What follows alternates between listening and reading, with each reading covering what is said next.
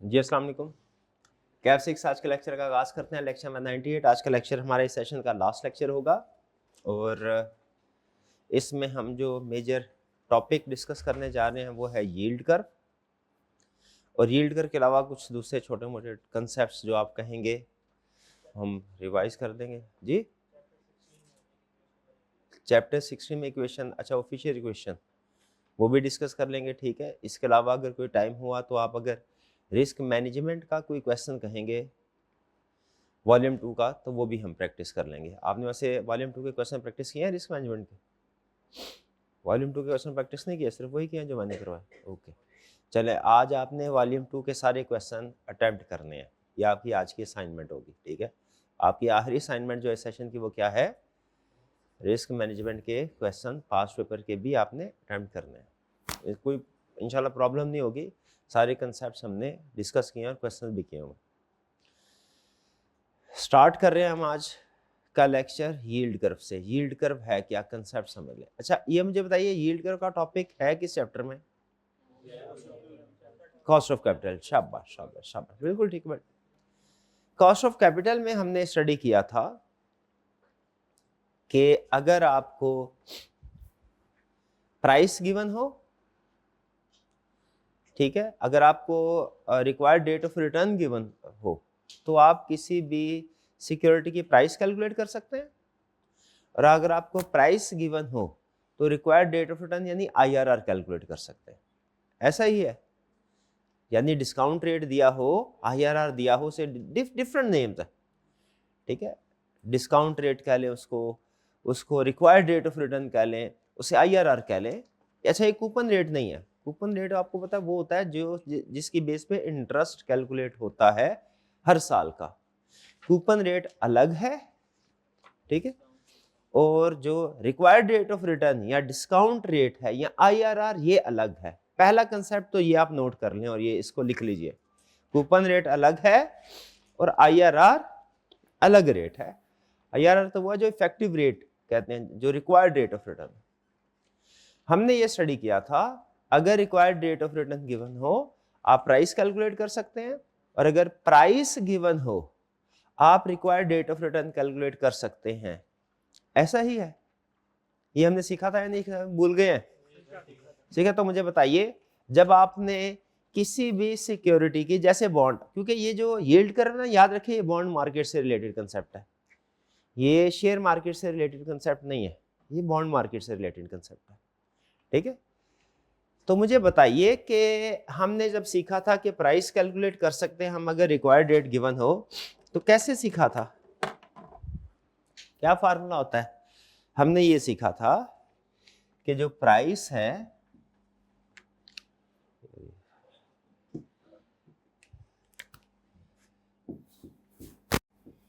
Price होगी किसी भी बॉन्ड की, वो क्या होगी, इज इक्वल टू इंटरेस्ट जो भी ईयर 1 में होगा इनटू 1 प्लस आई पावर -1, ऐसा ही है। फिर प्लस इंटरेस्ट ईयर 2 का into 1 plus I power -2, plus अगर फर्ज कीजिए 3 ईयर का बॉन्ड है तो हमने लिखा था इंटरेस्ट प्लस प्रिंसिपल। तीसरे साल में क्या होता है, इंटरेस्ट प्लस प्रिंसिपल, इन दोनों को इनटू 1 प्लस आई पावर -3। देखिए क्या यही कंसेप्ट होता था। और इसमें जो चीज आपको ध्यान से सिखाई जाती थी वो ये कि ये जो इंटरेस्ट आपने लेना है ये आफ्टर टैक्स लेना है, ऐसा ही है, कोई प्रॉब्लम इसमें? अब या तो क्वेश्चन में उसने प्राइस दी होती थी, ठीक है, वो फिर हम आई की वैल्यू कैलकुलेट करते थे। कैसे कैलकुलेट करते थे? आईआरआर के जरिए से, ठीक है। और अगर इंटरेस्ट रेट दिया होता था, डिस्काउंट रेट दिया होता था उसने, फिर हम क्या कैलकुलेट करते थे, प्राइस। यानी अगर आईआर रिक्वायर्ड रेट दिया हुआ है, प्राइस कैलकुलेट कर सकते हैं, प्राइस दी हुई है, रिक्वायर्ड डेट कैलकुलेट कर सकते हैं। बताइए इस कंसेप्ट से एग्री करते हैं? यही कैलकुलेशन यील्ड कर्व में रिपीट होगी, एग्जैक्टली यही कैलकुलेशन होगी, सिर्फ एक चीज का फर्क होगा। ठीक है, वो चीज का फर्क क्या होगा? इसमें बाज़ औक़ात ऐसा होता है, हम आपको कंसेप्ट सिखाने के लिए ना, सिंप्लिसिटी के लिए कुछ चीजों को एज्यूम करते हैं। जैसा आप इकोनॉमिक्स में होता था ना, जब आपने law of demand, law of supply पढ़ते थे, तो आप उस पर एज्यूम करते थे अदर थिंग्स बीइंग कांस्टेंट। ऐसा ही है, अजम्पशन लेते हैं ना, क्योंकि फोकस हमारा क्या होता था कि हमने किसी और चीज को समझाना है। भाई अभी नोट्स को घर जाके पढ़ लिया, ऐसे ना करें यार, अभी करंट टॉपिक पढ़ लें, ये ज्यादा है, ये कहीं नहीं जाते, ये आप बैग में रख ले, उड़ेंगे नहीं, ये इंशाल्लाह नहीं उड़ेंगे। ठीक है, हाँ जी, ये पहले दे दिए थे, ये दे दिए थे, तो भाई आप खुद ही बता रहे। चले अब, चले कोई नहीं, अब जो भी आ गया इसको छोड़ दे, अब इसको छोड़ दे, इसको बाद में देख लीजिएगा।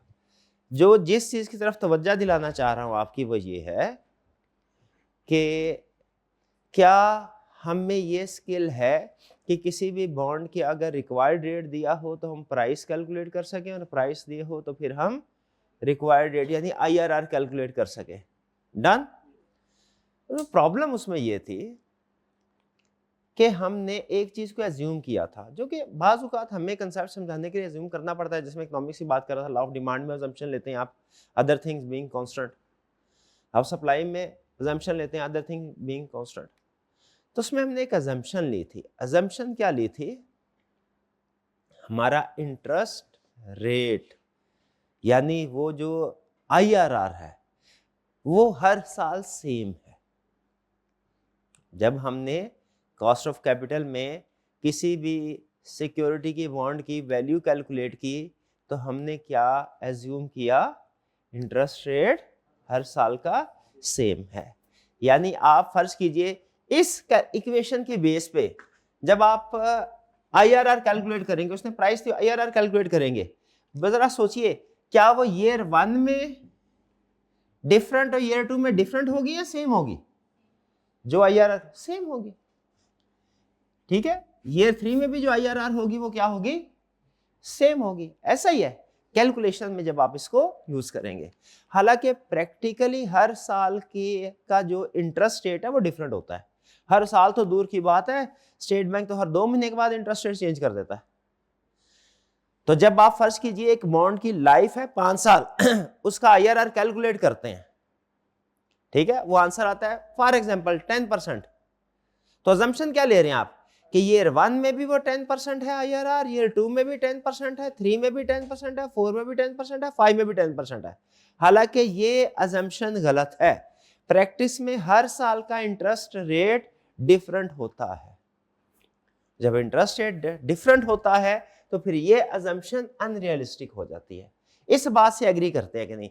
सारा यील्ड कर्व इसी एक कंसेप्ट के ऊपर टिका हुआ है कि हम नॉर्मल कैलकुलेशन में मल्टीपल ईयर जब होते हैं, हर साल में इंटरेस्ट रेट जो रिक्वायर्ड रेट ऑफ इंटरेस्ट होता है वो सेम एज्यूम करते हैं, IRR सेम एज्यूम करते हैं।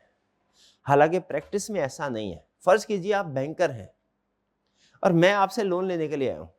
मुझे बताइए अगर मैं 1 साल के लिए लोन लेता हूं, मैं पूछा 1 साल में क्या 1 साल के लिए लोन लेता हूं, क्या रेट ऑफ इंटरेस्ट होगा? आपने कहा सर फॉर एग्जांपल ये 15%, 15% होगा।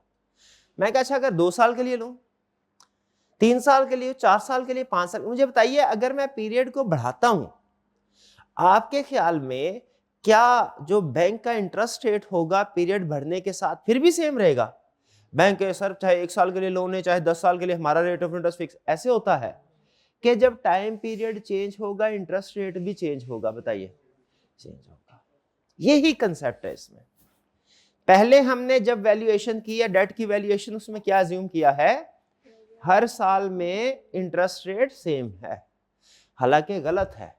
ये जो ईयर 1 है प्रैक्टिकली इसका required rate of interest different होगा, ईयर 2 है इसका डिफरेंट होगा, ईयर 3 है इसका डिफरेंट होगा, क्योंकि जैसे जैसे पीरियड चेंज होता है 1 ईयर से 2 ईयर, 2 ईयर से 3 ईयर, वैसे वैसे इन्वेस्टर का रिक्वायर्ड रेट ऑफ रिटर्न भी चेंज होता है।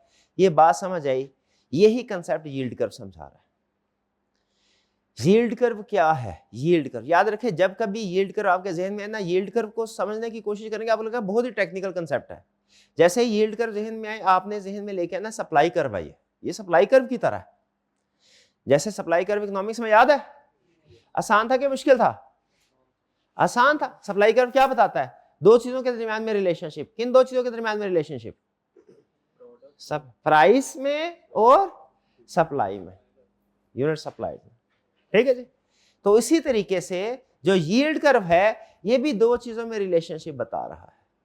ये भी दो चीजों में रिलेशनशिप है। किन दो चीजों में? टाइम पीरियड में और रिक्वायर्ड रिटर्न में। कि जैसे जैसे टाइम पीरियड बढ़ता जाएगा, जो रिक्वायर्ड डेट ऑफ रिटर्न है ये भी बढ़ता जाएगा, क्योंकि अनसर्टेनिटी फैक्टर होता है। मुझे बताइए, आपका एक दोस्त एक दिन के लिए लोन लेके गया, दूसरा दोस्त 1 साल के लिए लोन लेके गया, तीसरा दोस्त 5 साल के लिए लोन लेके गया, किसका बैड डेट का रिस्क सबसे ज्यादा है? 5 साल में। तो जब रिस्क ज्यादा है तो बताइए रिटर्न भी जो लोन देने वाला ज्यादा एक्सपेक्ट नहीं करेगा। तो जब लोन का टाइम पीरियड बढ़ता है, कंसेप्ट क्या सिखाना चाह रहा है? सिर्फ एक कंसेप्ट सिखाना चाह रहा है कि 1 साल का लोन और 5 साल का लोन एक बराबर नहीं है। 1 साल के लिए लोन लेंगे, उसका इंटरेस्ट रेट कुछ और होगा। 2 साल का लोन लेंगे, उसका इंटरेस्ट रेट कुछ और होगा। 3 साल के लिए लोन लेंगे, इंटरेस्ट रेट कुछ और होगा। टाइम पीरियड और इंटरेस्ट रेट, इसके दरमियान में रिलेशनशिप का नाम है यील्ड कर्व। देखिए यील्ड कर्व क्या कह रहा है? कह रहा है कि हमने पहले वो बता रहा है, आपने पहले सीख लिया है मार्केट वैल्यू से बॉन्ड कैलकुलेट करना। ठीक है, अगर कह रहा है earlier we have learn to calculate market value of bond by calculating present value of cash flows, या cost of bond by calculating IRR. यानी मार्केट वैल्यू दी है, आप आईआरआर कैलकुलेट कर सकते हैं। आईआरआर दिया है, मार्केट वैल्यू कैलकुलेट। ये पुराना कंसेप्ट हो गया, मतलब एग्जाम में क्वेश्चन वैसे इसी कंसेप्ट के मुताबिक आते हैं कॉस्ट ऑफ कैपिटल में। लेकिन अब हम यील्ड कर्व थोड़ा सा डिफरेंट कंसेप्ट है। ये क्या? आईआरआर के डिफरेंट नेम्स दिए हुए हैं, ये आपने जरूर पढ़ लेने हैं। एग्जाम में कोई भी टर्म यूज कर सकता है, ये ना आपका ये कंसेप्ट उसने करवाया नहीं। यील्ड कर्व क्या है? कह रहा है यील्ड कर्व है is used to calculate market value, जहां पे हर साल का डिफरेंट रेट होगा। हर साल का डिफरेंट रेट होगा। यील्ड कर्व क्या सुने? Yield curve shows relationship between length of borrowing यानी maturity period and cost of debt यानी यील्ड। यील्ड कर्व किन दो चीजों का रिलेशनशिप है? मैच्योरिटी पीरियड और कॉस्ट ऑफ डेट यानी यील्ड उसको बोलते हैं। उसको आप आईआरआर भी बोल सकते हैं, डिफरेंट नेम है। फिर से बताइए यील्ड कर्व किन दो चीजों का रिलेशनशिप है? मैच्योरिटी पीरियड यानी लेंथ ऑफ द लोन और इसके बाद cost of debt, yield curve. कह रहे it is a schedule of different maturity period and different yield rates for each maturity. ठीक है, ये हर मैच्योरिटी के लिए डिफरेंट यील्ड रेट्स की कैलकुलेशन है। लिख लीजिए, लिख लीजिए। देखिए जब इकोनॉमिक्स में आप कोई लॉ पढ़ते थे, 3 तरह से उसको अंडरस्टैंड करते थे। बात एक ही होती है, उसको डिस्क्राइब करने का तरीकाकार डिफरेंट होता है। आप उसे स्टेटमेंट की फॉर्म में पढ़ते थे एक तरीका, दूसरा तरीका आप उसे ग्राफ की शक्ल में भी पढ़ते थे या टेबल की शक्ल में भी पढ़ते। ऐसा ही है, मैसेज सेम होता था तीनों सूरतों में। ऐसे हम उसी तरीके से सेम मैसेज को 3 मुख्तलिफ तरीकों से अंडरस्टैंड करने की कोशिश करेंगे। पहला सुन ले, डिस्क्रिप्टिव फॉर्म में डेफिनेशन लिख लें। यील्ड कर्व, जब कभी यील्ड कर्व की डेफिनेशन आपके जहन में आए, यील्ड कर्व से आपके जहन में कंसेप्चुअली आ जाए सप्लाई कर्व, यील्ड कर्व की डेफिनेशन लिखें। Yield curve is equal to multiple years multiple rates, बस ये डेफिनेशन है। Multiple years multiple interest rates, multiple years. ठीक है, यानी हर साल में इंटरेस्ट रेट डिफरेंट होगा। ये बात समझ आई यील्ड कर्व की? यील्ड कर्व क्या है बताइए भला? मल्टीपल ईयर्स मल्टीपल, यानी हर साल जैसे जैसे चेंज होगा, ये बढ़ता जाएगा। ईयर 1 से ईयर 2, ईयर 2 से ईयर 3, इंटरेस्ट रेट भी चेंज होगा। नॉर्मली कॉस्ट ऑफ कैपिटल के क्वेश्चन में क्या होता था? हम ईयर 1 को भी सेम रेट से डिस्काउंट करते थे, ईयर 2 को भी सेम से, ईयर 3 को भी सेम से। ये अनरियलिस्टिक असम्पशन है, लेकिन एग्जाम में हम चलाते हैं सिंपलिसिटी के लिए। जैसे एग्जाम में अज्यूम करते हैं all cash flows at year end, अब याद है वो कैश फ्लो प्रोजेक्ट अप्रेजल में। ठीक है, हालांकि मम्मी तो ऐसा नहीं होता। तो अजम्पशन के लिए, सिंप्लिसिटी के कंसेप्ट समझाने के लिए कुछ चीजें अज्यूम करते हैं। तो ये अच्छा, अब पहली चीज डिस्क्रिप्टिव फॉर्म में समझ आ गई आपको, यील्ड कर्व क्या, जरा डिफाइन करें। मल्टीपल ईयर्स, मल्टीपल इंटरेस्ट, शाबाश। अब इसी चीज को उसने टेबल की शक्ल में एक्सप्लेन किया। ये देखिए example of yield curve. Yield curve किन दो चीजों का रिलेशनशिप है, मैच्योरिटी पीरियड और यील्ड रेट। ऐसा ही है, यील्ड रेट यानी interest rate, effective rate, IRR, कुछ भी कह ले, बस ये कूपन रेट नहीं है। कूपन रेट तो वो होता है जिसके ऊपर इंटरेस्ट मिलता है, कूपन रेट नहीं बोलना इसको। बाकी इसके 4-5 नाम है, वो ऊपर मैंने आपको लिख के दे दिए, एग्जाम में जो यूज कर सकता है उसको ध्यान में रखना। तो बताइए क्या ये वही है, multiple year, multiple rate, multiple year. और नोट कीजिए जैसे जैसे साल बढ़ रहा है, टाइम पीरियड बढ़ रहा है, यील्ड रेट भी इंक्रीज हो रहा है, यानी इन दोनों का पॉजिटिव रिलेशनशिप है, जैसे सप्लाई कर्व में होता था। बताइए क्या जो कंसेप्ट ऊपर समझाया, टेबल भी उसी कंसेप्ट को डिस्प्ले कर रहा है कि दोनों डिफरेंट कंसेप्ट है? सेम। तो यील्ड कर्व कोई आपसे पूछे यील्ड कर्व क्या, आपने क्या बोलना है? Multiple year, multiple interest rates, ये है यील्ड कर्व। ठीक है। अच्छा, इसमें टैक्स एज्यूम किया जाएगा नहीं है, रिस्क एज्यूम किया जाएगा नहीं है। ठीक है, उसकी टेक्निकल रीजन थोड़ी सी मैं डिस्कस करने की कोशिश करता हूं, अगर आपको समझ आ जाए, ना समझ आए प्रॉब्लम कोई नहीं है। सिर्फ आपने इतना याद रखना है कि टैक्स रेट और रिस्क, टैक्स और रिस्क को इग्नोर किया जाता है। आगे दूसरा पॉइंट लिख ले। एक आपने लिखा, पहला सबसे अहम चीज, यील्ड कर्व इज, ब्रैकेट में लिखे yield curve like supply curve. ठीक है, फिर लिखें yield curve is equal to multiple year and multiple interest. तीसरा पॉइंट लिखे, tax and risk are ignored. क्योंकि असल में हम एनालिसिस कर रहे हैं मैच्योरिटी पीरियड और यील्ड कर्व का, लेकिन हमारे यील्ड को ना कुछ और चीजें भी इफेक्ट करती हैं। जैसे टैक्स रेट अगर हो ना तो यील्ड कम हो जाती है, पता है ना आपको, टैक्स। और अगर रिस्क भी आ जाए ना, रिस्क आ जाए तो यील्ड ज्यादा हो जाती है। तो टैक्स और रिस्क को हमने इग्नोर, हम एज्यूम करते हैं कि जितनी भी सिक्योरिटी, जितना भी एनालिसिस कर रहे हैं, सबका रिस्क लेवल सेम है, वरना रिस्क के बढ़ने कम होने से भी यील्ड चेंज हो जाती है और टैक्स के बढ़ने कम होने से भी यील्ड चेंज हो जाती है। ठीक है जी। अभी तक मैंने आपको यील्ड कर्व में सिर्फ 3 कंसेप्ट बताए हैं। नंबर 1 ये सप्लाई कर्व की तरह है, number 2 multiple period, multiple rates, और नंबर 3 टैक्स और रिस्क को इग्नोर किया जाता है। अब ये टेबल समझ आ गया, टेबल समझ आ गया, यील्ड कर्व आपको आधा समझ आ गया। आगे चलते हैं। नेक्स्ट, ये उसने आपको शेप बना दी। अमूमी तौर पे बताइए जरा, आपका लेफ्ट भी यील्ड कर्व है, राइट भी। एक सिचुएशन नॉर्मल है, एक एक्सेप्शनल है। कौन सी सिचुएशन नॉर्मल है? लेफ्ट वाली। राइट वाली भी हो सकती है। अमूमी तौर पे मुझे बताइए, दुनिया में कंट्रीज में इन्फ्लेशन होती है कि डिफ्लेशन? इन्फ्लेशन। लेकिन रेयर केसेस में डिफ्लेशन भी हो सकती है, रेयर केसेस में डिफ्लेशन। तो जिन कंट्रीज में अमूमी तौर पे इन्फ्लेशन आपको होता है, ज्यादातर मेरे ख्याल 99% कंट्रीज में इन्फ्लेशन ही होती है हर साल, थोड़ी या ज्यादा वो अलग बात है होती है। तो यील्ड कर्व कौन सा होगा? पॉजिटिव। लेकिन एक्सेप्शनल केस में वो नेगेटिव। लेकिन याद रखिएगा जो नेगेटिव यील्ड कर्व है ये एक्सेप्शनल केस है, जब हम एक्सपेक्ट कर रहे होते हैं फ्यूचर में इंटरेस्ट रेट बढ़ेगा तो सप्लाई कर्व, ये सॉरी सप्लाई कर्व कह रहे हैं, यील्ड कर्व क्या होगा? पॉजिटिव। और जब हम एक्सपेक्ट करते हैं फ्यूचर में इंटरेस्ट रेट कम होगा, नेगेटिव। क्योंकि यील्ड कर्व नहीं दो चीजों का नाम है ना, टाइम पीरियड और इंटरेस्ट रेट। डन जी। ये तो हो गया कंसेप्चुअल काम। हमने यील्ड कर्व को स्टेटमेंट फॉर्म में भी समझ लिया, हमने यील्ड कर्व को टेबल फॉर्म में भी समझ लिया, हमने यील्ड कर्व को डायग्राम की शक्ल में भी समझ लिया। अब जरा कुछ इसकी एग्जाम लेवल की कैलकुलेशन कर लेते हैं, अगर आपको कंसेप्ट समझ आ गया।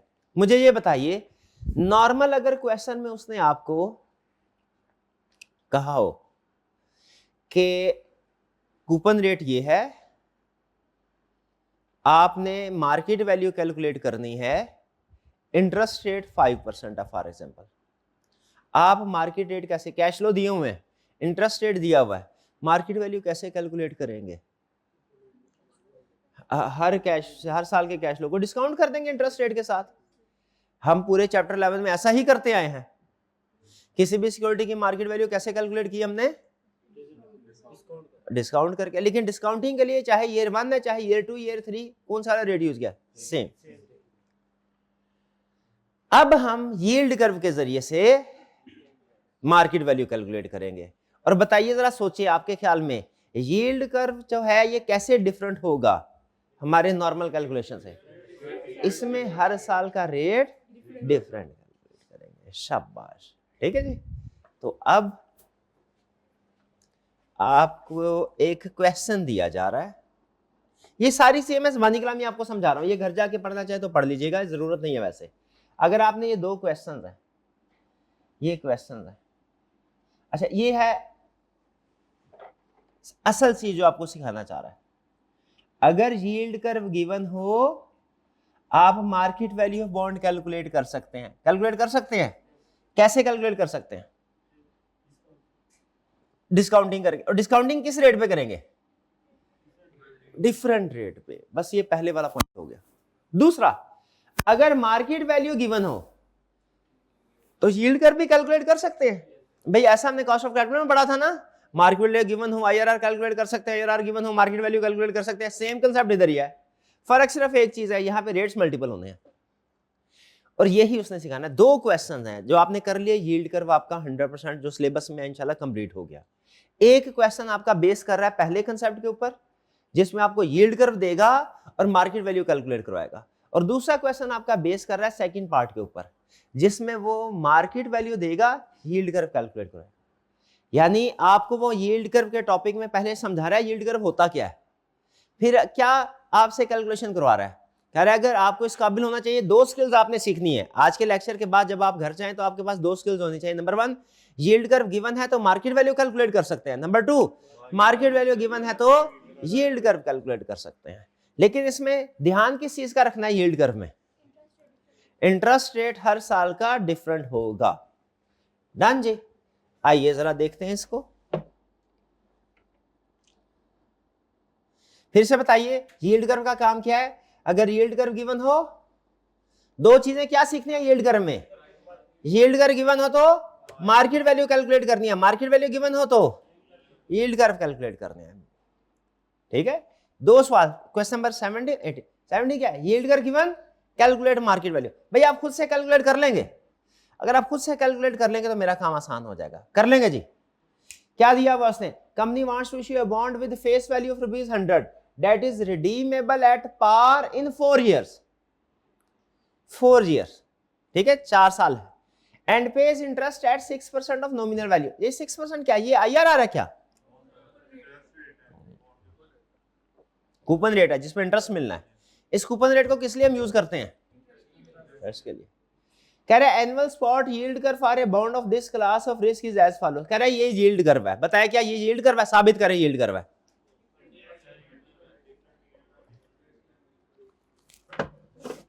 हाँ जी, ये रिलेशनशिप बता रहा है मैच्योरिटी पीरियड का यील्ड के साथ, IRR के साथ, इसलिए साबित हुआ ये यील्ड कर्व है। मैच्योरिटी पीरियड का यील्ड कर्व के साथ रिलेशनशिप बता रहा है। अब सिंपल करना क्या है आपने? असूल सुनना है। दो स्किल सीखनी है यील्ड कर्व में।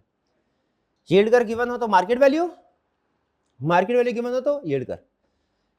यील्ड कर्व गिवन हो मार्केट वैल्यू कैसे कैलकुलेट होगी? वैसे जैसे करते थे, हर साल की प्रेजेंट वैल्यू। सिर्फ एक काम करना है, क्या? Interest rate different. बस सिंपल कीजिए। आपके पास 2 मिनट है। 2 मिनट में आपने मुझे इसके मार्केट पार्ट ए कैलकुलेट करके देना है। Calculate the price that a bond could be sold. 2 minute है आपके पास सिर्फ। आपका ऑनलाइन वाले स्टूडेंट्स आप लोग भी कीजिए, और आपका टाइम स्टार्ट होता है अब। पॉज कीजिए जी। चलिए, उम्मीद है कैलकुलेशन आपने कर ली होगी।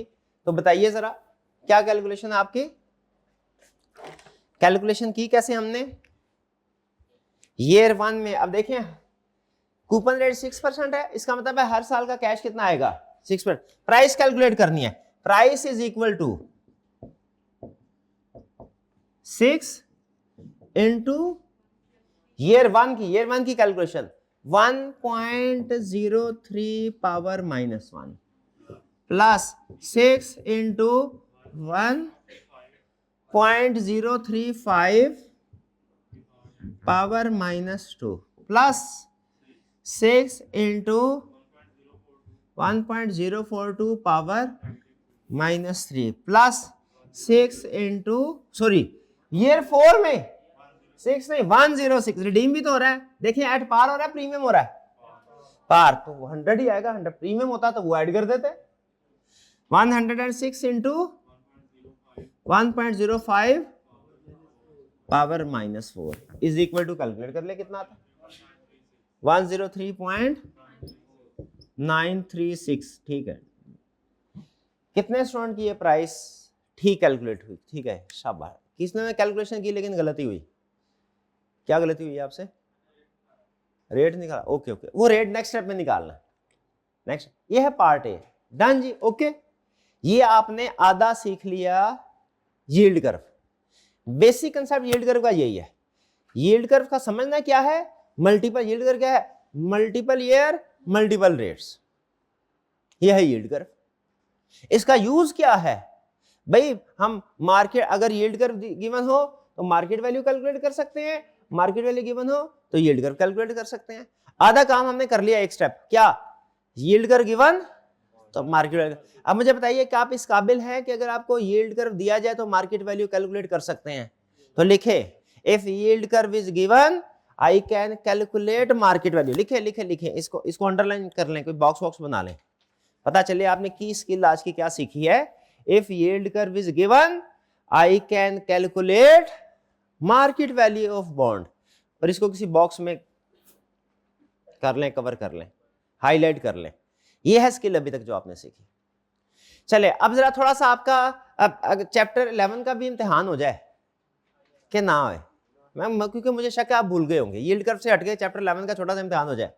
मुझे बताइए, अगर सारी इंफॉर्मेशन यही है और मैं आपको प्राइस दे दूं तो क्या आप IRR कैलकुलेट कर सकते हैं?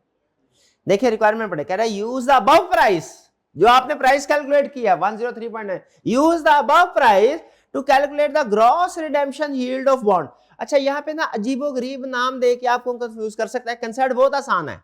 जब कंसेप्ट आसान होता है ना तो उसका एक आखिरी दाव होता है उस कंसेप्ट में स्टूडेंट को फंसाने का। ये हर सब्जेक्ट में है। कंसेप्ट जब आसान हो, पेपर सेटर का आखिरी दाव क्या होता है? इतनी मुश्किल टर्म यूज कर लें, आपको लगे ये पता नहीं क्या रॉकेट साइंस है, तो मैंने कभी पढ़ी नहीं। इसलिए वो ऊपर जो मैंने बॉक्स में बताया था अल्टरनेट टर्म्स, वो आपने याद कर लेनी है। कह रहा है यूज द अबव प्राइस, उस प्राइस को कैलकुलेट यूज करो और कैलकुलेट करो क्या? Gross redemption yield of bond, यानी यील्ड टू मैच्योरिटी, यानी कॉस्ट ऑफ डेट, यानी IRR। IRR क्यों? क्या इन सब का मतलब ये यील्ड कर्व नहीं है? नहीं, वो तो दिया हुआ है, तो दिया हुआ है। तो अब आपने क्या करना है? इस सारी इंफॉर्मेशन को यूज करना है और इस प्राइस को यूज करना है और क्या कैलकुलेट करना है? IRR। अच्छा, ये यील्ड कर्व का कंसेप्ट नहीं है, ये ज़हन में रखिएगा। ये जो मैं आपको, ये मैं सिर्फ आपको रिवीजन करवा रहा हूं, मुझे पता चल जाए कि आपको IRR भूले नहीं है, क्योंकि मुझे लगता है आप IRR भूल गए। मुझे गलत साबित कीजिए। कैसे गलत साबित करेंगे? कैलकुलेट करके। शाबाश, अभी अभी कीजिए। आपके पास इसके लिए टाइम है 3 मिनट, क्योंकि इसमें कैलकुलेशन IRR की ज्यादा है, इसलिए 3 मिनट दे रहा हूं। कोई क्वेश्चन अभी ज़हन में तो पूछ लें।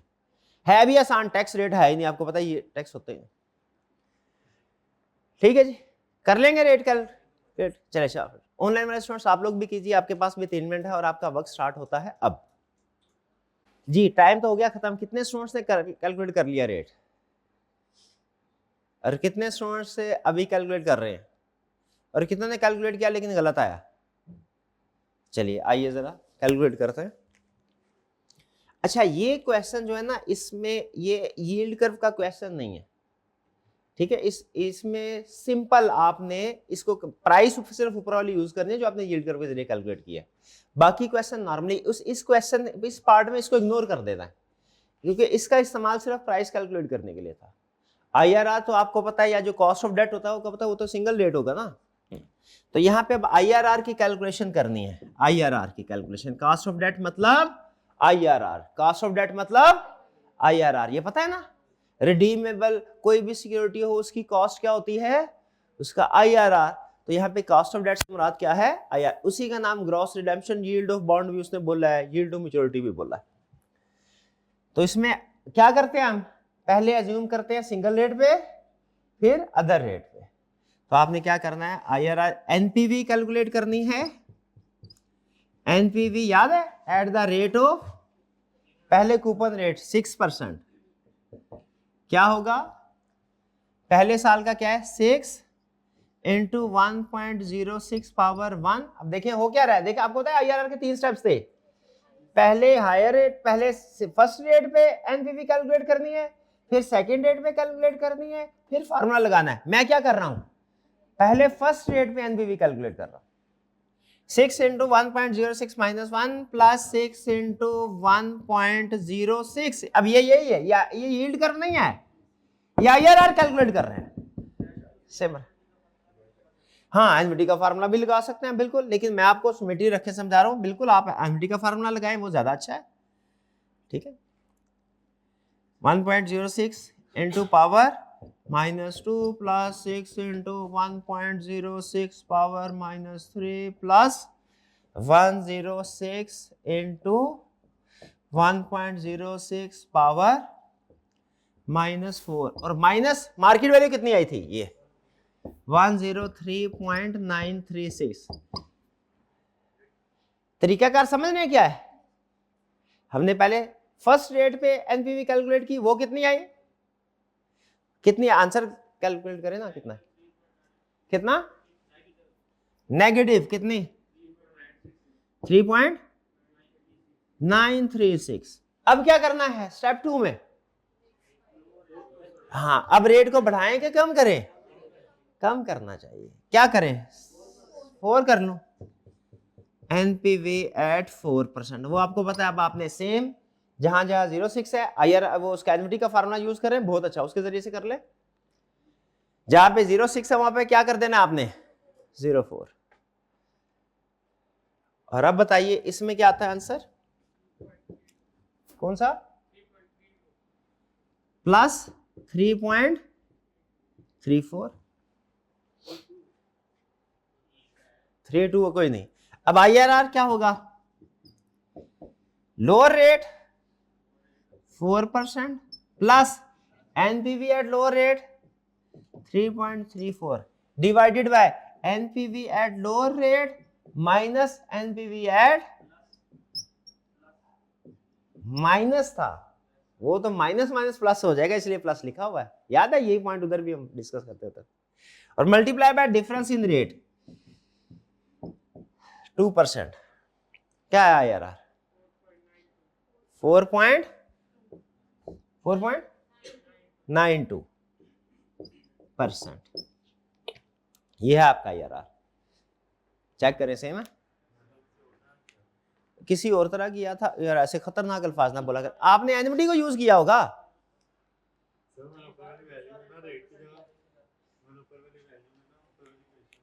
हाँ जी, तो रेट की जगह, अच्छा ठीक है, कोई मसला नहीं है उसमें, मेथड का कोई मसला नहीं। कुछ कैलकुलेटर्स के अंदर ये फंक्शन होता है कि आप डायरेक्ट इक्वेशन को पुट करेंगे, वो आपको आंसर दे देंगे। कुछ क्वेश्चन में ऐसे होता है, कुछ कैलकुलेटर में ऐसे होता है। लेकिन मेरी सजेशन है, क्योंकि ICAP अपनी कैलकुलेशन की वर्किंग में खास तौर पे आपको पता है वो इन्वेस्टमेंट अप्रेजल में भी IRR कैलकुलेट करते हैं, उसमें इसको अलग अलग शो करवा रहा है। मेरी रिकमेंडेशन है आप इसको वर्किंग को शो करवाएं। रीचेक करना हो तो कैलकुलेटर के जरिए से चेक कर ले, क्योंकि जब आप कैलकुलेटर के जरिए से कैलकुलेशन करते हैं आंसर ठीक आता है, आपकी वर्किंग आपके सॉल्यूशन पेपर के ऊपर शो नहीं हो पाते। तो इसीलिए बेहतर है रीचेक करने के लिए डायरेक्ट इक्वेशन को यूज कर लें, वरना मैं कुछ समझ आई आपको? नहीं, मुझे लगता है मिक्स हो गए, दो कंसेप्ट मिक्स हो गए। बताइए, ये ऊपर वाला कंसेप्ट यील्ड कर्व वाला है, नीचे वाला कॉस्ट ऑफ कैपिटल वाला है नॉर्मल। क्या फर्क है दोनों में? यील्ड कर्व वाले में मल्टीपल रेट्स यूज हो रहे हैं, और इसमें क्या हो रहा है? Same rate. IRR कैलकुलेट करने के लिए सेम रेट यूज करते हैं। ठीक है जी, चलिए अब चलते हैं आगे। तो मुझे बताइए, क्या अगर यील्ड कर्व गिवन हो, सम अप करते हैं अभी तक की डिस्कशन को आगे चलने से पहले। यील्ड कर्व गिवन हो, क्या आप मार्केट वैल्यू कैलकुलेट कर सकते हैं? कैसे कैलकुलेट कर सकते हैं? डिस्काउंटिंग से। फर्क क्या होगा? रेट डिफरेंट होगा। नॉर्मल जो कॉस्ट ऑफ कैपिटल के कैलकुलेशन में हम कैलकुलेशन करते हैं उसमें और यील्ड टू मैच्योरिटी, ये यील्ड कर्व वाली कैलकुलेशन में फर्क क्या है? यहाँ पे रेट्स डिफरेंट, वहां पे रेट सिंगल था, यील्ड कर्व में रेट्स डिफरेंट हो गए। आपने सिंपल हर साल का रेट उसमें पुट कर देना, खत्म, और कुछ नहीं करना। गैस करिए अब हम नेक्स्ट क्या सीखने जा रहे हैं। अभी हमने ये सीखा है कि यील्ड कर्व गिवन हो मार्केट वैल्यू कैसे कैलकुलेट करते हैं। गैस करिए नेक्स्ट क्या सीखने जा रहे हैं। मार्केट वैल्यू गिवन हो तो यील्ड कर्व कैसे कैलकुलेट करना है। शाबाश शाबाश। आइए जरा इसको भी सीखते हैं। कह रहे there are 3 bonds in issue for a given risk class, यानी रिस्क सेम है, एक ही क्लास के तीनों है, सेम रिस्क में, क्योंकि रिस्क हम कांस्टेंट अज्यूम करते हैं ना, with face value of ₹100 each. All 3 bonds pay interest annually in arrears and are to be redeemed at par at maturity। ठीक है, और सब एट मैच्योरिटी पे रिडीम होंगे। कह रहे relevant information about the 3 bond is as follows. Bond A B C maturity period, A का maturity period क्या है 1 ईयर, बी का 2 ईयर, सी का 3। कूपन रेट ए का क्या है 6, बी का क्या है, सी का क्या है 4%। मार्केट वैल्यू क्या दी हुई है 2101.97। पहली चीज मुझे ये बताएं, क्या ये यील्ड कर्व है या नहीं, साबित करना। क्या यील्ड कर्व है?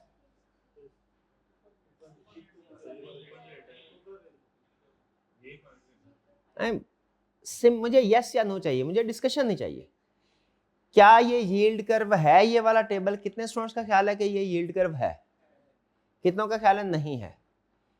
नहीं वाले ज्यादा, क्यों नहीं है? इसमें यील्ड नहीं दिया हुआ, ये कूपन रेट है। मैंने आपको पहले बताया, देखिए दूसरा पॉइंट गालमन यही था, कूपन रेट अलग चीज है, यील्ड रेट अलग। यील्ड क्या आपका इफेक्टिव रेट, कूपन रेट तो सिर्फ इंटरेस्ट की कैलकुलेशन के लिए यूज होता है। यील्ड कर्व आपका इफेक्टिव रेट है, कूपन रेट अलग चीज है, यील्ड रेट अलग चीज है। कूपन रेट सिर्फ इंटरेस्ट की कैलकुलेशन के लिए यूज होता है। ये यील्ड कर्व नहीं है क्योंकि इसमें यील्ड नहीं है। ये यील्ड कर्व नहीं है क्योंकि इसमें यील्ड नहीं है। कूपन रेट तो है लेकिन कूपन रेट यील्ड रेट नहीं होता। लिख ले फिर, कूपन रेट यील्ड रेट नहीं होता। कूपन रेट वो रेट है जिस पे इंटरेस्ट मिलना है, यील्ड रेट वो है जो हमारा नेट इफेक्टिव रेट है, उसमें वो प्राइस की एडजस्टमेंट भी होती है। वो ज्यादा डिटेल में जाना नहीं चाहता, जरूरी नहीं है। ठीक है, तो क्या ये टेबल यील्ड कर्व है? नहीं है। क्या ये टेबल यील्ड कर्व था? क्यों? क्योंकि इसमें यील्ड है। क्या ये टेबल यील्ड कर्व है? क्यों नहीं? हालांकि उससे बड़ा टेबल है लेकिन यील्ड कर्व नहीं है। क्यों नहीं है? यील्ड नहीं है। बेसिक लेवल की गलती करेंगे तो इसी तरह बेसिक लेवल भी समझाऊंगा। अच्छा चले आगे चले। रिक्वायरमेंट में कह रहा है construct the yield curve that is employed by this data. Yield curve बनाए। तो यील्ड कर्व आपको पता है कैसे बनता है? यील्ड कर्व तो बनता है जैसे पिछले क्वेश्चन में उसने बना के हमें दिखाया था, वो तो एक छोटा सा शेड्यूल बनता है। अब देखिए आधा यील्ड कर्व बनने लगा। अभी आधा यील्ड कर्व कैसे बनने लगा? ये है यील्ड कर्व। किस चीज का नाम है? यील्ड कर्व बताइए, डेफिनेशन बताई थी अभी। हाँ जी, ये मैच्योरिटी पीरियड और यील्ड रेट में रिलेशनशिप का नाम है। मैच्योरिटी पीरियड कितना? 3 है ना, 1 2 3। ये ले आधा यील्ड कर्व हो गया। अब मुझे सिर्फ यील्ड रेट कैलकुलेट करना है, करें। और आपने यील्ड में कर्व में सबसे अहम चीज क्या जहन में रखनी है? इरेज कर रहा हूं। सबसे अहम चीज यील्ड कर्व जैसे ही आए, सबसे अहम चीज आपके जहन में क्या आ जाए? बाकी सारा कुछ यील्ड कर्व के बारे में भूल जाए, एक चीज नहीं भूलनी एग्जाम में। क्या? Multiple period multiple rates. ये याद आ गया आपको, सारा कंसेप्ट याद आ जाएगा। ये समझ लें आपका मैजिक बटन है, दब गया ये सारा कंसेप्ट ओपन। तो पहले अब हमने क्या करना है? हर साल की अलग अलग यील्ड कैलकुलेट करनी है। क्या करना है? तो बताइए, पहले ईयर 1 फिर ईयर 2 ईयर 3 की तरफ जाए कि उल्टा चले? पहले ईयर 1 सीधा ईयर 1 फिर ईयर 2 फिर ईयर 3। तो बताइए जरा ईयर 1 में कौन सा रिक्वायर्ड रेट यील्ड रेट है? ईयर 1 का यील्ड रेट कैलकुलेट कर सकते हैं, ये बॉन्ड 1 का ए का कैसे कैलकुलेट कर सकते हैं? मार्केट वैल्यू क्या है? देखिए यील्ड होता क्या है, यील्ड तो आपने इफेक्टिव रेट जो कैलकुलेट करना होता है।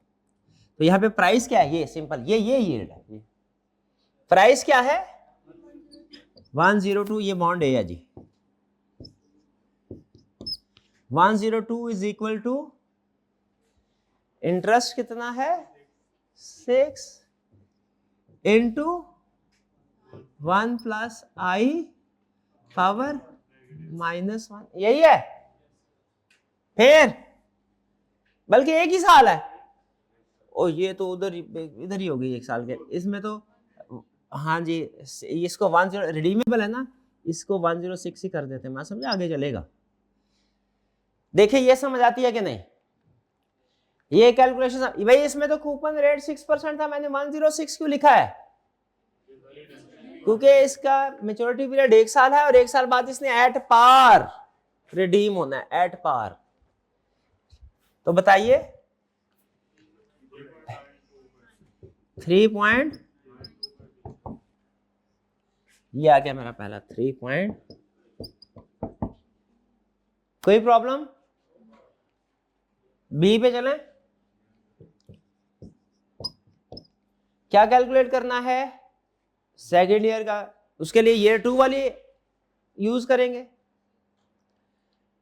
2 ईयर के। तो कूपन रेट इसका क्या है 5। तो अब क्या होगा 101 इज इक्वल टू 5 इंटू, थोड़ी देर के लिए चुप रहना है आपने, थोड़ी देर के लिए चुप, into 1 plus I power -1 plus 105 into 1 plus I power -2। 101 आ गया, 5% है। इसमें एक गलती है, बताइए क्या गलती है? आई क्या? हाँ अगर ऐसे कैलकुलेशन करेंगे ना तो आई का सिंगल रेट आ जाएगा जो कि यील्ड करके उसूल की खिलाफ वर्जी है। यहां पे रेट डिफरेंट, तो इसका मतलब है ये वाला यहां पे आई नहीं आना, यहां पे क्या आना है 3.92। ठीक है, तो इसकी कैलकुलेशन होगी ऐसे, ये 1.392। अब करें सॉल्व।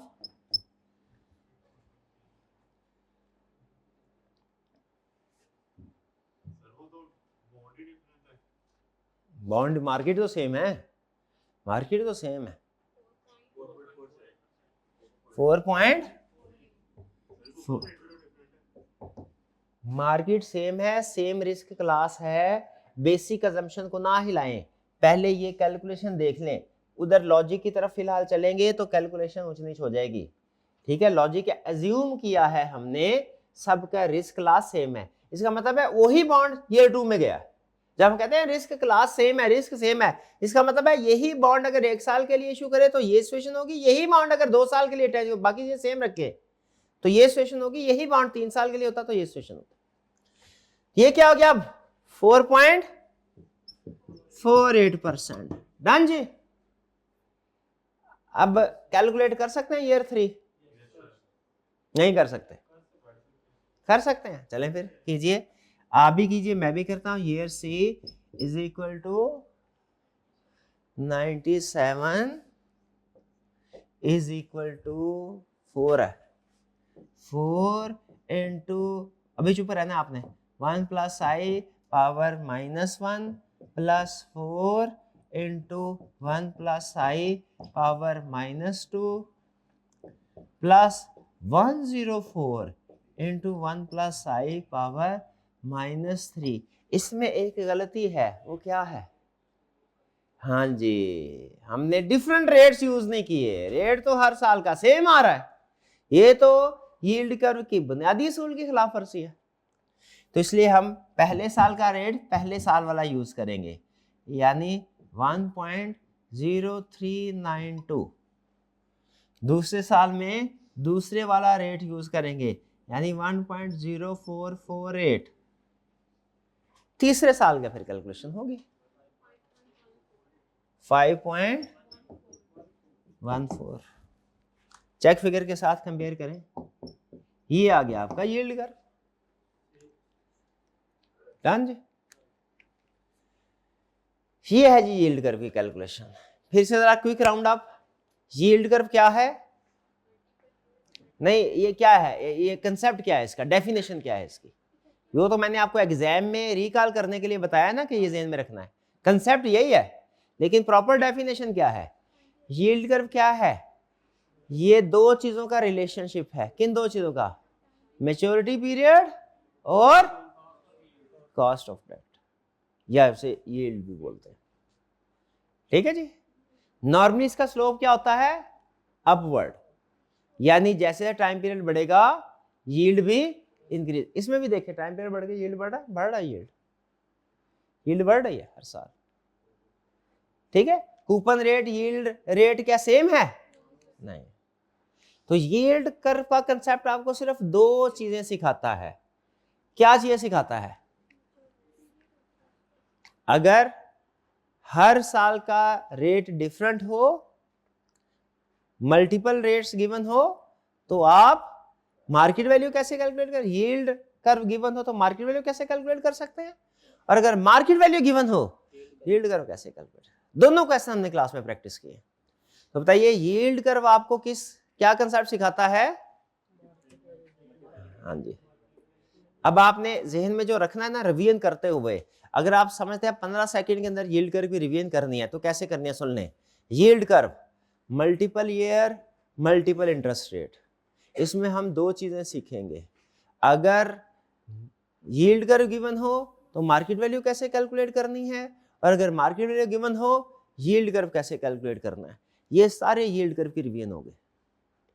फिर इसके बाद आपने सिर्फ प्रैक्टिस टाइम हो तो प्रैक्टिस के लिए क्वेश्चंस करने हैं जो कि हमने क्लास में किए। ठीक है, इसमें पहले वाला क्वेश्चन में क्या था, यील्ड कर्व गिवन था, मार्केट वैल्यू कर्व, और दूसरे वाले में क्या था, गिवन थे, ने यील्ड कर्व कैलकुलेट किया। डन जी।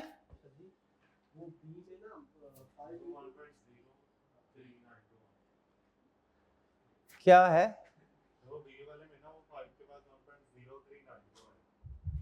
हाँ जी 1.03, ठीक है, ये ले 1.03, ठीक है जी। चलिए, ये था हमारा टॉपिक यील्ड कर्व का, इस टॉपिक को करते हैं क्लोज। अच्छा, इसके अलावा दूसरा कौन सा टॉपिक आप कह रहे थे डिस्कस करना है, वो फिशर इक्वेशन वाला, चलिए वो भी डिस्कस करते हैं, पास कीजिएगा जी। नेक्स्ट कंसेप्ट है हमारा फिशर इक्वेशंस को बोलते हैं। फिशर इकोनॉमिस्ट था, आपने गालबन इकोनॉमिक्स में भी ये कंसेप्ट पढ़ा होगा मुझे लगता है।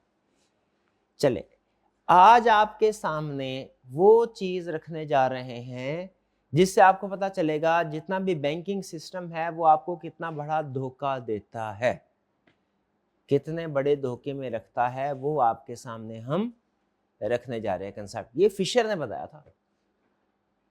एग्जांपल सुने, आपने बैंक के पास 1 लाख रुपया, आज बैंक ने कहा है भाई मेरे पास 1 लाख रुपया रखवा दो, साल के बाद तुम्हें 10% इंटरेस्ट दूंगा। हमने कहा अच्छा 10% इंटरेस्ट दोगे, यानी साल के बाद कितना हो जाएगा, 1,10,000। बैंक ने कहा हाँ मेरे पास 1 लाख रुपया रखवाओ, 10% रेट ऑफ इंटरेस्ट दूंगा, 1 साल के बाद ज्यादा करके यानी 1,10,000 करके तुम्हें दूंगा।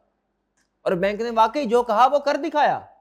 क्या, आपने 1 लाख जमा करवाया, बैंक ने साल के बाद आपको 1,10,000 दे दिया। अब आप समझ रहे हैं आपके पास ज्यादा पैसे आ गए। क्या समझ रहे हैं, ज्यादा पैसे आ गए। आपके पैसे बजाहिर ज्यादा हैं, दर हकीकत आपके पैसे कम हो गए, लेकिन आपको इस चीज का एहसास नहीं होने देता बैंक। कम कैसे हो गए, नहीं समझ आ रही ना, वो तो ज्यादा हो गए, 1,10,000 ज्यादा होता है 1 लाख से, तो पैसे तो ज्यादा हो गए। फिशर ने बताया पैसे ज्यादा नहीं हुए, कम हुए। कैसे, उसने कहा क्योंकि आप इस सारी कैलकुलेशन में केस में एक चीज जो बैंक आपको हरगिज सामने नहीं रखेगा वो चीज इग्नोर कर रहे हैं। वो चीज क्या है, मार्केट का इन्फ्लेशन रेट। मार्केट का इन्फ्लेशन रेट आपके अर्निंग को इफेक्ट करता है।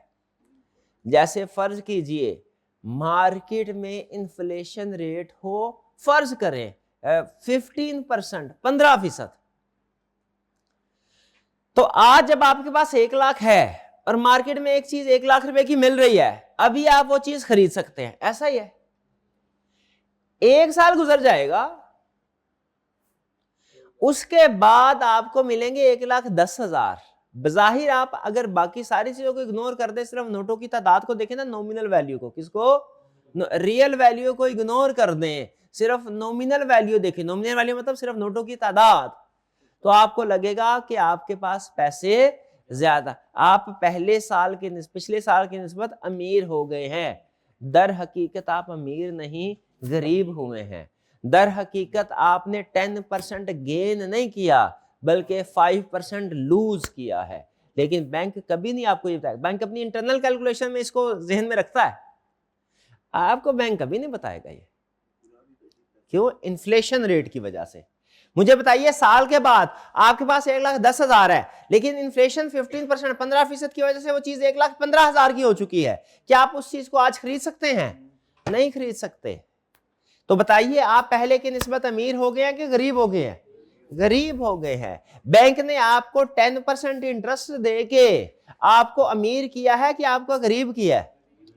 लेकिन मुझे समझ नहीं आ रही, मेरे पास नोटों की तादाद तो ज्यादा है। ये है फाइनेंशियल सिस्टम।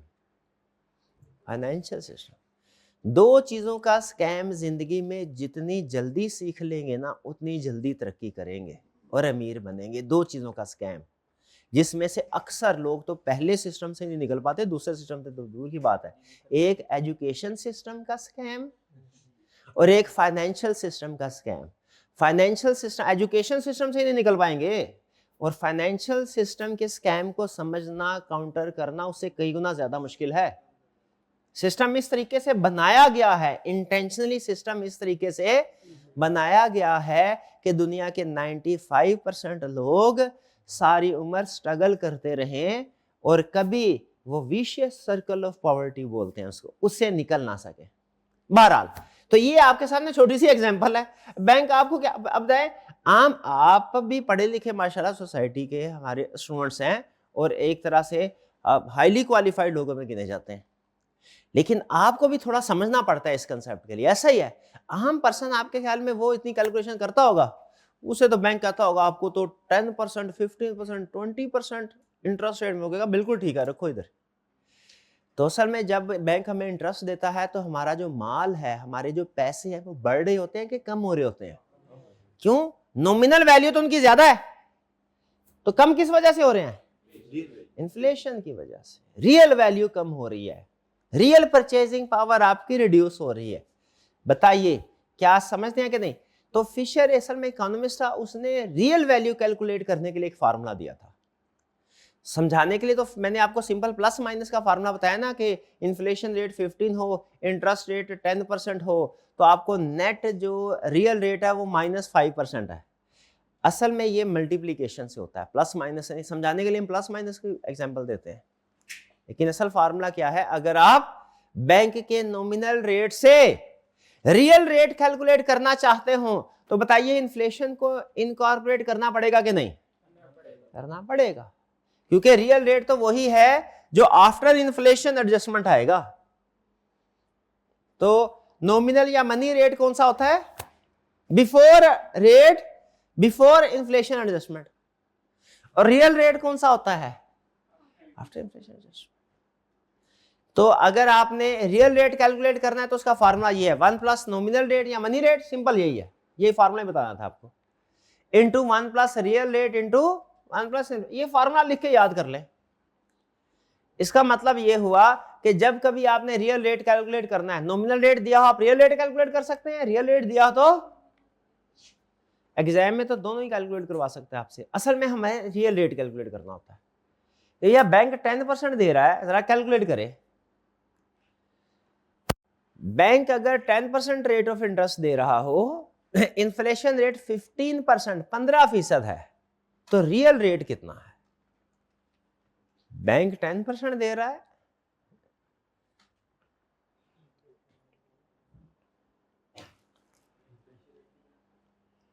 15%।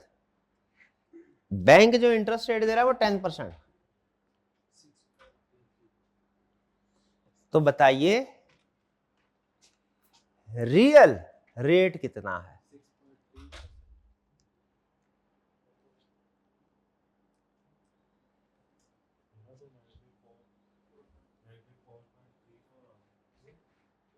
छोटी छोटी कैलकुलेशन पे गलती करते हैं, फिर मर्जी है आपकी। छोटी सी, ये मुश्किल तो नहीं थी कैलकुलेशन कि ये भी शो करवा दूं। 4.34 नेगेटिव, नेगेटिव। ठीक है जी, नहीं समझ आ रहा भाई, ये करवा देता हूं। ऐसे खुदा का होम करे यार, कमाल ही नहीं है वैसे, कमाल है। या अल्लाह मदद करे इनकी। तेरे ही आसरे बैठे सारे। 1 प्लस नॉमिनल रेट कितना है? 10%। 1.10 आ गया, ठीक है, is equal to 1 plus real rate. Real rate हमने कैलकुलेट करना है इनटू 1 प्लस इन्फ्लेशन रेट कितना है? 15%, 1.15। अब कैलकुलेटर निकालें, प्रेस करें, 1.10 डिवाइडेड बाय, ये इधर आके मल्टीप्लाई इधर डिवाइड हो जाता है, डिवाइडेड बाय 1.15 इज इक्वल का बटन दबा दें, माइनस करें 1, ऐसे ही होगा ना? क्या आंसर आया? -4.35। यही तो शफीक भाई, यही तो I इज इक्वल टू -4.35%। ये तो क्या गलती की थी शफीक भाई आपने?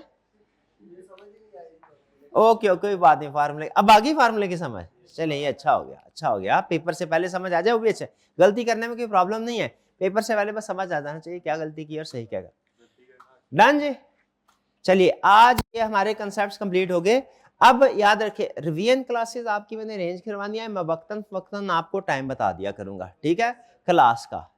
उसमें हम क्या करेंगे, उसमें हम लेटेस्ट अटेम्प्ट्स को डिस्कस करना है हमने, ठीक है। और इसके अलावा लेटेस्ट अटेम्प्ट्स, जब 3 अटेम्प्ट्स का मेरे ज़हन में प्लान है, 2 या 3 पेपर हम डिस्कस करेंगे। फिर इसके अलावा जो टॉपिक से क्वेश्चन आप कहेंगे, जैसे आप इन्वेस्टमेंट अप्रेजल के कोई 1-2 कह रहे थे, या बजटिंग का अगर आपने कोई प्रैक्टिस करवाना है वो, या फाइनेंशियल रिस्क मैनेजमेंट का, ये आपको वॉल्यूम 2 की होम असाइनमेंट है। उम्मीद है प्रॉब्लम कोई नहीं आएगी, ठीक है। आपकी ये होम असाइनमेंट है, आपने इसको करना है, ठीक है। और जो इसके क्वेश्चंस होंगे फिर वो हम क्लास में अगर डिस्कशन, क्योंकि कुछ तो हमारे ये जब 3 पेपर हम डिस्कस करेंगे इनमें कवर हो जाएंगे, बाकी मजीद भी अगर आप कहेंगे तो वो हम कैलकुलेशन आपके सामने रख देंगे। लेकिन आज आपने ये लाजमी अटैम्प्ट करने हैं। आपकी आज की होम असाइनमेंट क्या है? आखिरी home assignment financial risk management के वॉल्यूम 2 के क्वेश्चंस करने हैं। ओ हाँ, चैप्टर 12 रहता है हमारा। अरे ये तो रह ही गया, ये तो हम भूल चले थे, ये तो हम भूल चले थे जी। पास कीजिएगा जी। नेक्स्ट हमारा टॉपिक है आइडेंटिफाइंग एंड असेसिंग रिस्क। अच्छा, ये कल हमने कुछ डिस्कस किया था टाइप्स ऑफ रिस्क में। टाइप्स ऑफ रिस्क में क्या डिस्कस कर लिया था? ये वाले रिस्क डिस्कस नहीं किए थे, अदर टाइप। अच्छा, ये मेन टाइप्स ऑफ रिस्क क्या है? देखिए सबसे पहले तो समझे बिजनेस रिस्क। बिजनेस रिस्क क्या है? हर वो चीज जो हमारे बिजनेस को नेगेटिवली इफेक्ट कर सकती है, हमें हमारे मकसद तक पहुंचने में हर्डल क्रिएट कर सकती है, वो बिजनेस रिस्क है। जैसे एक स्टूडेंट की लाइफ में सबसे बड़ा बिजनेस रिस्क क्या है? उसका मोबाइल। जितना ज्यादा मोबाइल इस्तेमाल करेंगे उतना ही उनका मकसद जो है क्वालिफाई करने का, हाँ, वो दूर होता जाएगा। बिजनेस का भी रिस्क है, बहुत से रिस्क। बिजनेस के रिस्क को हम 2 मेजर टाइप्स में क्लासिफाई करते हैं। एक प्योर रिस्क जिसके अल्टरनेट नेम्स है कुछ, और दूसरा स्पेकुलेटिव रिस्क, ठीक है, इसके भी कुछ अल्टरनेट नेम है। प्योर रिस्क को कहते हैं downside risk, internal control risk, और ऑपरेशनल रिस्क। स्पेकुलेटिव रिस्क क्या है? 2 way risk, business risk, strategy risk और एंटरप्राइज। पहले इसका कंसेप्ट समझ लें। कुछ रिस्क ऐसे होते हैं जिनका या तो नुकसान होगा या कुछ नहीं होगा। और कुछ रिस्क ऐसे होते हैं जिनका या नुकसान होगा या फायदा होगा। एग्जाम्पल सुने, मशीनरी चला रहे हैं, मशीनरी या तो चलती रहेगी या बंद हो जाएगी, रिस्क है? क्या रिस्क है? चलती रहेगी तो रूटीन में है, मतलब ये कोई एक्स्ट्रा प्लस पॉइंट नहीं है, और बंद होगी तो नुकसान है। लेबर है, काम करते रहेंगे, ठीक है, या हड़ताल करके बैठ जाएंगे, नुकसान है। ये रिस्क है, ये कहलाता है प्योर रिस्क, जिसमें सिर्फ कुछ नेगेटिव होने का रिस्क हो, कुछ पॉजिटिव या गेन होने का रिस्क ना हो, सिर्फ लूज होने का रिस्क हो। दूसरी तरफ कोई बंदा मैच में जुआ लगाता है, इसमें बोथ वे, लूज भी हो सकता है, विन भी हो सकता है, यह speculative risk. New product launch करते हैं, न्यू प्रोडक्ट लॉन्च करते हैं, सक्सेसफुल भी हो सकती है, फ्लॉप भी, फ्लॉप होगी तो नुकसान, सक्सेसफुल हुई तो गेन। तो रिस्क दो तरह के होते हैं, एक प्योर रिस्क जिनमें या तो आपको नुकसान होगा या कुछ नहीं होगा, और दूसरा स्पेकुलेटिव रिस्क जिनमें क्या होगा, नुकसान भी हो सकता है, फायदा भी हो सकता है। ठीक है जी। नॉर्मली अब ये थोड़ा सा आपको फर्क बता रहा है, कह रहा है हमेशा ऐसा नहीं, लेकिन जनरली प्योर रिस्क जो है ये अनकंट्रोलेबल कह रहे हैं इनको, और ये अच्छा, ये कंट्रोलेबल के ऊपर ना थोड़ा सा डिबेट है, कंट्रोलेबल फैक्टर के ऊपर। कुछ लोग कहते हैं प्योर रिस्क अनकंट्रोलेबल है, कुछ कहते हैं कंट्रोलेबल है। ठीक है, इसको हम थोड़ी देर के लिए छोड़ देते हैं। प्योर रिस्क की इंश्योरेंस नॉर्मली होती है, स्पेकुलेटिव रिस्क की इंश्योरेंस नहीं होती। क्यों? अगर आपकी मशीनरी है, भाई रिस्क है कि आपकी फैक्ट्री में आग लग जाए, बताइए कौन सा रिस्क है? Pure risk. भाई जरा थोड़ी देर के लिए बाहर, मेरे भाई बैठे ना इधर, जरा थोड़ी देर के लिए बाहर खड़े, उन्होंने कहा आज क्लास थोड़ी सी लेट होगी, ठीक है मेरा भाई, तो होगी थोड़ी सी लेट, 10-15 मिनट जी। तो यहां पे क्या, अच्छा मुझे बताइए, क्या फैक्ट्री में आग लग सकती है? प्योर रिस्क है या स्पेकुलेटिव रिस्क है? ठीक है, यहां तो आग लगेगी या नहीं लगेगी? ऐसा तो नहीं आग लगेगी तो उसमें यह भी है कि हो सकता है एसेट जल जाए, हो सकता है खजाना निकल आए, ऐसे थोड़ी होगा, नहीं होता, तो स्पेकुलेटिव रिस्क है। ठीक है जी। प्योर रिस्क और स्पेकुलेटिव रिस्क में फर्क समझ आ गया? कहता है आपको जो असल, आपने प्योर रिस्क को खत्म करने की कोशिश करनी है, प्योर रिस्क को खत्म करने की कोशिश करनी है, स्पेकुलेटिव रिस्क को खत्म करने की कोशिश नहीं करनी। यही तो आपके प्रॉफिट का बायस बनेगा, यही तो आपके प्रॉफिट का बायस बनेगा। एग्जाम्पल बता रहा है, एग्जाम्पल समझे। एरर और नेग्लिजेंस बाय स्टाफ मेंबर, या तो स्टाफ मेंबर सही काम करेंगे या गलतियां करेंगे, या तो रूटीन, या तो स्ट्रेट लाइन है या डाउन है, अप नहीं है। Malfunctioning of machine, strike by worker, terrorist attack, fire, flood, समझ रहे? या तो नुकसान होगा, यानी इस साइड में जितने भी रिस्क है या तो उनका नुकसान होगा या कुछ, यानी बेस्ट भी सिचुएशन होगी ना तो कुछ भी नहीं होगा इन द बेस्ट केस। जबकि यहां पे क्या होगा, इन्वेस्टमेंट इन शेयर्स, शेयर में इन्वेस्टमेंट की, बताइए कौन सा रिस्क है? टू वे रिस्क, यानी प्योर रिस्क है स्पेकुलेटिव रिस्क। स्पेकुलेट, शेयर की प्राइस बढ़ भी सकती है, कम भी हो सकती है। Borrow takes loan on fixed rate, fixed rate पे लोन लिया, मार्केट का रेट कम हो गया, ये तो खुश, ये सैड होगा, और मार्केट का रेट बढ़ गया, खुश होगा। गेन भी हो सकता है, लॉस में। न्यू प्रोडक्ट, कामयाब भी हो सकते हैं ना काम में। भाई कंसेप्ट समझ आया? तो बताइए, अगर हम आपको कुछ एग्जांपल दे दे और बताएं, पूछें कि बताओ इनमें से कौन सा प्योर रिस्क है, कौन सा स्पेकुलेटिव रिस्क है, या कोई अल्टरनेट टर्म यूज कर ले, तो आप उसको आइडेंटिफाई कर लेंगे? तो लिखे नोटबुक के ऊपर, I can classify risk into pure risk and speculative risk. अगर एग्जाम में उसने कहा क्लासिफाई करो तो मैं बता दूंगा, प्योर रिस्क है। कहता है कुछ डिसीजन ऐसे होते हैं जिनमें दोनों तरह के रिस्क हो सकते हैं। ये एग्जांपल दे रहा है आपको, कह रहा है अगर आप नया कुछ बिजनेस डिसीजन ऐसे होते हैं जिसमें प्योर रिस्क भी है, स्पेकुलेटिव भी। मिसाल के तौर पे कह रहे हैं अगर आप नया आईटी सिस्टम लॉन्च करते हैं कस्टमर को ऑनलाइन चीजें सेल करने के लिए, ऑपरेशनल रिस्क क्या है? ऑपरेशनल रिस्क का मतलब प्योर रिस्क। देयर में भी हार्डवेयर और सॉफ्टवेयर फॉल्ट, ये क्या होगा आपका? Pure risk. और अगर कस्टमर ऑनलाइन बाय ना करें या कंपैटिबल बेहतर प्रोडक्ट लॉन्च कर ले, स्पेकुलेटिव। क्योंकि ऑनलाइन बिजनेस आपका फ्लाई भी कर सकता है और ठप भी हो सकता है, लेकिन सॉफ्टवेयर हार्डवेयर की वर्किंग या तो स्मूथ चलेगी। फर्क समझ में आया दोनों में? नहीं, अभी समझ नहीं आया। एक और एग्जांपल, कह रहे reduction in staff providing services to customer, staff को कम कर दिया आपने, ठीक है। अब इसमें ऑपरेशनल रिस्क क्या है? ऑपरेशनल का मतलब प्योर रिस्क, कि जो बाकी स्टाफ ओवरबर्डन है वो गलतियां ज्यादा करेगा, तो स्टाफ का गलती करना ये क्या है? Pure risk. इसका एक और इफेक्ट भी हो सकता है क्या, कि कस्टमर गलत, ये हमारा स्टाफ गलत इंफॉर्मेशन जल्दी जल्दी में दे दे, कस्टमर नाराज होकर चला जाए। अब ये क्या होगा? कंपनी में lose customer if service is not satisfactory.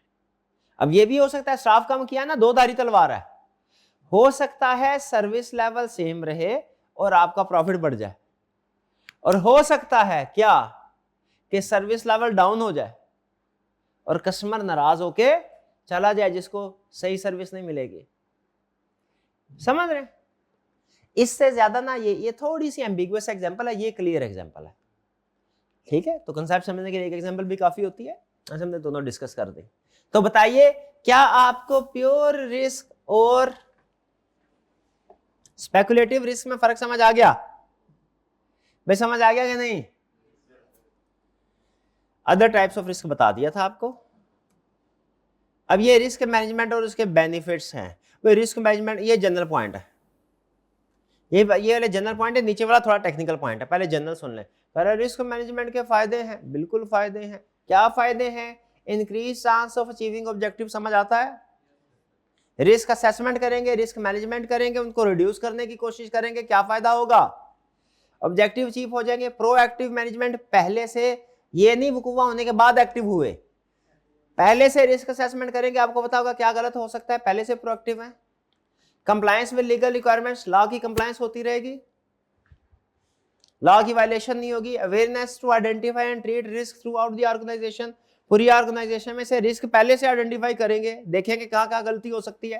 भाई खुद मुझे बताइए, अगर गलती हो जाए फिर उसका हल की तरफ सोचना चाहिए कि पहले से सोचना चाहिए कहाँ कहाँ गलती हो सकती है और उसका हल क्या है, बेहतर अप्रोच क्या है, आप बताएं। पहले यही इसी के फायदे बता रहा है, पहले से सोचो। Improved controls, improved governance, reliable basis for decision making, ये जनरल पॉइंट। कंपनी के अंदर रिस्क मैनेजमेंट की किसकी जिम्मेदारी है भला? डायरेक्टर्स की। इसके लिए लिस्टेड कंपनी के लिए जरूरी है कि रिस्क मैनेजमेंट कमेटी बनाए जिसका काम यही हो, क्या? रिस्क आइडेंटिफाई करना, उसको मॉनिटर करना, एड्रेस करना और बोर्ड ऑफ डायरेक्टर्स को रिपोर्ट देना। किसी भी पाकिस्तान में कंपनी के अंदर, खासतौर पर लिस्टेड कंपनी के अंदर, किसकी जिम्मेदारी है ओवरऑल गवर्नेंस की? बोर्ड ऑफ डायरेक्टर्स की। इसीलिए बोर्ड ऑफ डायरेक्टर एक रिस्क मैनेजमेंट कमेटी बनाते हैं जिसका मकसद ही यही होता है, क्या? ऑर्गेनाइजेशन के अंदर रिस्क को आइडेंटिफाई करना, मॉनिटर करना, मैनेज करना, और जो गड़बड़ अगर होने वाली हो या हो रही हो उसको रिपोर्ट करना डायरेक्टर्स को, ठीक है। अच्छा, अब ये बड़ा इंटरेस्टिंग कंसेप्ट है, ये मुझे पसंद है concept, box ticking approach versus risk based approach. फर्ज कीजिए आपको गार्ड, फर्ज करना है, माइंड नहीं करना, फर्ज करना है। आपको गार्ड बना के गेट पे खड़ा कर दिया जाता है। भाई आपको साल 1.5 साल हो गया आर्टिकल्स की तलाश करते हुए, नहीं मिले। आपने कहा आप घर का खर्च भी चलाना है, आपने कहा बस चले साथ साथ कभी सीवी भी तो ड्रॉप करते जाएंगे, बाकी सारे टाइम आएगा इधर गार्ड के तौर पे भर्ती हो जाते हैं, आने जाने वाले के साथ हेलो है भी होती रहेगी, सोशल नेटवर्किंग बेहतरीन अपॉर्चुनिटी मिलेगी। अच्छा, अब रिस्क ये है कि कॉलेज के अंदर कोई मशकूक टेररिस्ट आ सकता है, दहशतगर्द बैग में बम ले, खुदा ना खास्ता, खुदा ना, ये भी अज्यूम करना है, अज्यूम करना है। आपको बता दिया कभी कि दहशतगर्द नहीं अंदर आना चाहिए, आपने कहा ठीक है बेफिक्र हो जाए सर, मेरे होते कौन आएगा, कोई नहीं आएगा। आपके पास दो अप्रोचेज है। नंबर 1, हर आने वाले स्टूडेंट का बैग चेक करें। नंबर 2, सिर्फ स्टूडेंट्स के ऊपर नजर रखें, सिर्फ मशकूक सस्पिशियस स्टूडेंट का बैग चेक करें। आप क्या करेंगे? कितने स्टूडेंट हर एक का बैग चेक करेंगे? कितने स्टूडेंट सिर्फ मशकूक का बैग चेक करें? मशकूक वाले ज्यादा। दोनों अप्रोचेज वैलिड है, डिपेंड करता है केस टू केस। अमूमी तौर पे जब रिस्क बहुत ज्यादा खतरनाक ना हो तो फिर सिर्फ मशकूक लोगों की तलाशी ली जाती है, लेकिन जब रिस्क ज्यादा हो तो फिर हर पर्सन की तलाशी ली जाती है। ठीक है, जैसे अमूमी तौर पे कॉलेज में आप देखें तो अमूमी तौर पे कुछ जगहों पे हर एक पर्सन की भी तलाशी ली, एक सिस्टम से गुजरता है। कुछ पे जाने देते हैं, बाकी सिर्फ जो मशकूक लगे ना, वो लगे खुलिये से स्टूडेंट नहीं लग रहा, उससे पूछा जाता है भाई किधर।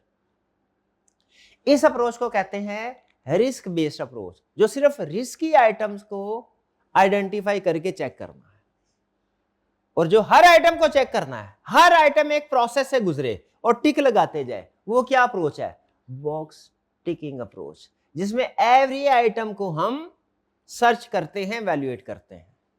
अगर दोनों में कंसेप्ट समझ आया तो मुझे सिर्फ एक एग्जांपल बता दिया, अगर सही बता दिया तो आज का लेक्चर भी खत्म, सेशन भी खत्म। और एंड पे आखिरी सवाल अगर आपने सही बता दिया हुआ तो इसका मतलब है आपको कॉन्फिडेंस मिलेगा, हाँ हमने सही तैयारी कर ली। एयरपोर्ट्स के जरिए से आप जब एक मुल्क से दूसरे मुल्क में जाते हैं, वहां पे आपको तो आजकल तो ज्यादा खतरा है, जो भी हालात दहशत है, तो वहां पे चेकिंग होती है।